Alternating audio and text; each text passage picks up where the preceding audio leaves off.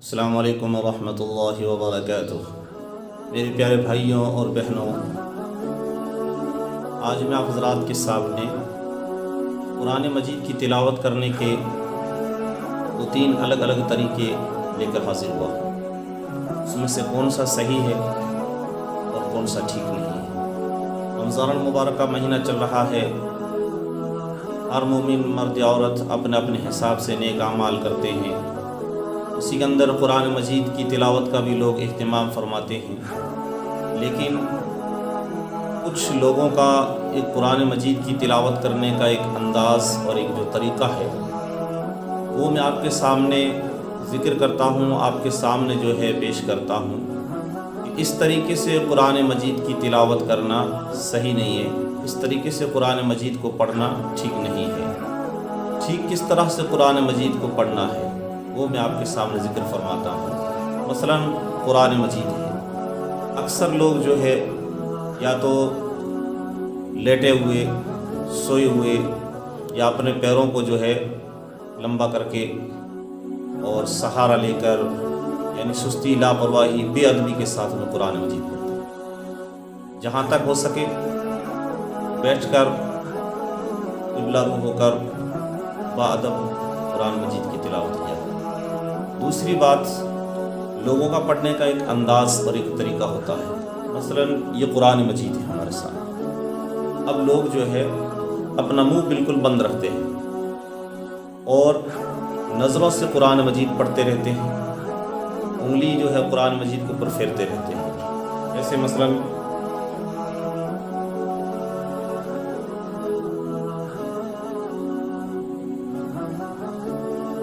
اس طریقے سے، اب ان کا منہ کھلتا نہیں ہے، ہونٹ حرکت نہیں کرتے ہیں، زبان ان کی حرکت نہیں کرتی ہے، صرف نظروں سے اور دماغ سے ہی وہ قرآن مجید کی تلاوت کرتے ہیں۔ اس طریقے سے قرآن مجید کی تلاوت کرنا صحیح نہیں ہے۔ ایک یہ طریقہ، اور دوسرا طریقہ کیا ہے؟ دوسرا طریقہ یہ ہے کہ ان لوگوں کی آواز تو نکلتی ہے، آواز کے ساتھ ہم پڑھتے ہیں، لیکن آواز کیسی نکلتی ہے؟ آواز صرف اور صرف جو منہ بند رہتا ہے اور ایک بھنبھناہٹ کی سی آواز نکلتی ہے، جیسے شہد کی مکھیوں کی آواز ہوتی ہے نا، اس طریقے سے ان کی آواز نکلتی رہتی ہے، ایک اندازی جو ہے طرز کے اندر۔ وہ میں آپ کو ایک مثال کے طور پر پیش کر رہا ہوں، کسی کی نقل نہیں کر رہا، میں آپ کو اشارتاً سمجھانے کی کوشش کر رہا ہوں۔ جیسے قرآن مجید پڑھتے ہیں نا،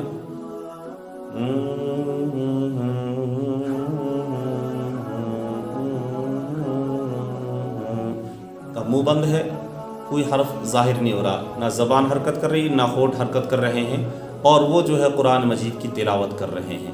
یہ دونوں طریقے جو ہے قرآن مجید کی تلاوت کرنے کے ٹھیک نہیں ہے۔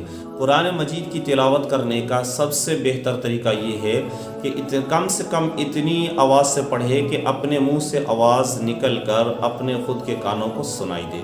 دوسرے مجھے حروف جو ہے اچھی طرح سے ظاہر ہونے چاہیے، ہونٹوں سے اور زبان سے، ہونٹ ہلنے چاہیے، زبان ہلنی چاہیے، اور اتنی آواز آنی چاہیے کہ اپنے کانوں کو سنائی دے۔